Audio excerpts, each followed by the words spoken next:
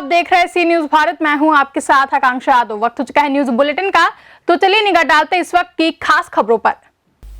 जनपद ललितपुर मडावरा तहसील के पास रोहिणी तिगड़ा के पास से आ रहे युवक का एक्सीडेंट हो गया, जिसकी वजह से युवक गंभीर रूप से घायल हो गया है। ललितपुर से सी न्यूज संवाददाता विशाल की रिपोर्ट। अंद्रठाड़ी जंगली सुअरों ने हमला कर नजराना खातून को बुरी तरीके से घायल कर दिया है, जहां स्थानीय अस्पताल में जख्मी नजराना का इलाज चल रहा है। वहीं जख्मी नजराना खातून प्रखंड के डुमरा गांव की है। मधुबनी से सी न्यूज संवाददाता मोहम्मद आलम अंसारी की रिपोर्ट। बिहार जागृति संकल्प के राष्ट्रीय अध्यक्ष से मधुबन सेंट्रल स्कूल के निदेशक रणवीर कुमार सिंह के द्वारा सेंट्रल स्कूल मधुबन के परिसर में विभिन्न दैनिक अखबारों के संवाददाताओं को सम्मानित किया गया, जहां उक्त अवसर पर संबोधन के क्रम में उन्होंने कहा कि लोकतंत्र के चौथे स्तंभ की स्वतंत्रता एवं मजबूती राष्ट्र के लिए आवश्यक है। आज भारत में लोकतंत्र की सफलता में पत्रकारों और संवाददाताओं की अहम भूमिका है। लोकतंत्र में चौथे स्तंभ की स्वतंत्रता एवं मजबूती राष्ट्र के लिए आवश्यक है। आज भारत में लोकतंत्र की सफलता में पत्रकारों एवं संवाददाताओं की अहम भूमिका है। निर्भीक एवं स्वतंत्र पत्रकारिता से लोकतंत्र मजबूत होता रहा है। मोतिहारी से सी न्यूज संवाददाता सतीश मिश्रा की रिपोर्ट। प्रयागराज के उत्तरावा थाना क्षेत्र के जलालपुर गांव स्थित सरदार वल्लभ भाई पटेल इंटर कॉलेज प्रांगण में माध्यमिक विद्यालय प्रबंधकों की बैठक प्रबंधक महासभा के मंडल अध्यक्ष राम प्यारे पाल की अध्यक्षता में आयोजित की गई, जिसमें उपस्थित प्रबंधकों ने एक स्वर में सरकार पर एडेड कॉलेजों के साथ सौतेले व्यवहार करने का आरोप लगाते हुए सरकार से राजकीय विद्यालयों जैसी सुविधाओं की मांग रखी। इसका सरकारीकरण करते गए और विद्यालयों किसी बस से बदतर होती गई। 1986 में उन्होंने वित्त देना बंद कर दिया और फिर वित्तविहीन मान्यता देना शुरू कर दिए। तो अब वित्तविहीन विद्यालय भी हो गए और सवित्त विद्यालय हो गए, CBSE बोर्ड के विद्यालय हो गए, ISSC बोर्ड के विद्यालय हो गए। इन्होंने शिक्षा को कई रूपों में बांट दिया। तमाम अदालतों ने कहा, लोगों ने कहा कि इन विद्यालयों को, जो सवित्त विद्यालय हैं, इन्हें सरकार सरकारी विद्यालय नहीं समझ सकती। इन सरकारी विद्यालय नहीं है, निजी प्रबंधन के विद्यालय हैं। इनमें नियुक्ति का अधिकार प्रबंधन तंत्र को ही है।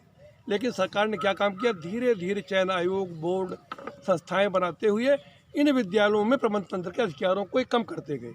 और आज स्थिति ये हो गई है कि जिस तरह कोई शेर होता है, उसको कोई दांत नहीं होता, बुढ़ा हो जाने के बाद, वही प्रबंधन तंत्र की स्थिति हो गई। सभी विद्यालयों में अध्यापक, शिक्षक, प्रधानाचार्य, इनका जो नियुक्ताधिकारी है, प्रबंधन तंत्र है, आज वह अधिकारहीन हो गया है। सर, क्या मांगे हैं आपकी? हमारी मांगे यही है, या तो सरकार इस विद्यालयों का अधिग्रहण कर ले और प्रबंधन को मुआवजा दे दे, और या तो हमारे जो अधिकार है प्रशासनिक, उनको बहाल करे। गुड, बिल्कुल। आपको इंदु भाल त्रिपाठी, मैं जनता इंटर कॉलेज महुआ का प्रबंधक हूँ और इसके अतिरिक्त प्रतापगढ़ में मेरे 8 विद्यालय हैं, इंटर कॉलेज और डिग्री कॉलेज, जिसमें सभी डिग्री कॉलेज एक है, 3 वित्तविहीन डिग्री कॉलेज है। शिवाजी इंटरमीडिएट कॉलेज अध्यापक काम करी यूनियन है, प्रबंधक हैं। प्रबंधक आज यहाँ प्रबंधकों की बैठक हुई है, किस समस्या पर बैठक हुई है?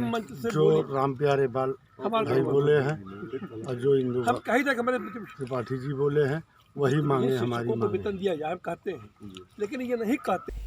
प्रयागराज से सी न्यूज संवाददाता रणविजय सिंह की रिपोर्ट। भाजपा के पूर्व विधायक कंवरलाल मीणा का शुक्रवार को जमानत पर जेल से रिहा होने के बाद उनके समर्थकों व भाजपा कार्यकर्ताओं ने जोरदार स्वागत किया।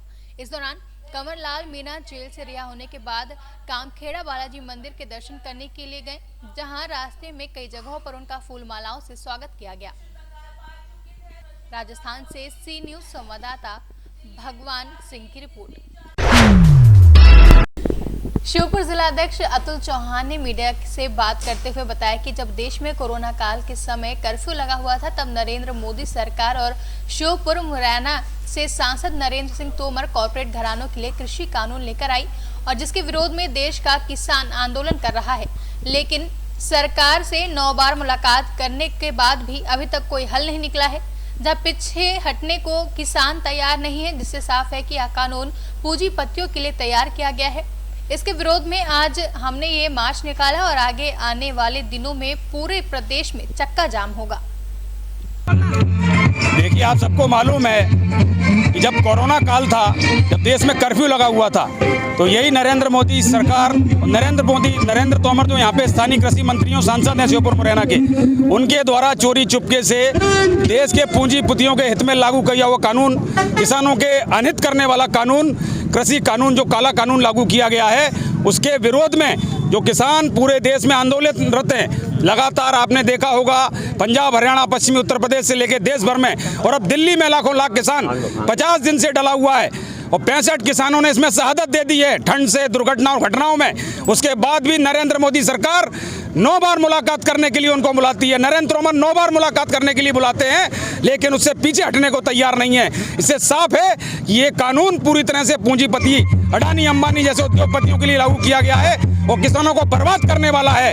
इसको लेकर के पूरे देश में कांग्रेस सड़कों पर है। माननीय कमलनाथ जी और राहुल गांधी जी के नेतृत्व में पूरे देश में आंदोलनरत है। इसको लेकर के श्योपुर के अंदर हमने सत्याग्रह मार्च, किसान मार्च निकाला है, जो 14 किलोमीटर गांधी पार्क से लेकर सोई गांव तक जा रहा है। निश्चित रूप से हमारी मांग है कि इस पूरे काले कानून, जो कृषि काला कानून जो नरेंद्र मोदी सरकार ने बनाया है, उसको वापस नहीं लेंगे तो आने वाले 5-6 दिन के अंदर पूरे प्रदेश में चक्का जाम होगा। इसके लिए कांग्रेस पीछे नहीं हटेगी और इसका हक किसानों को दिला करके रहेगी।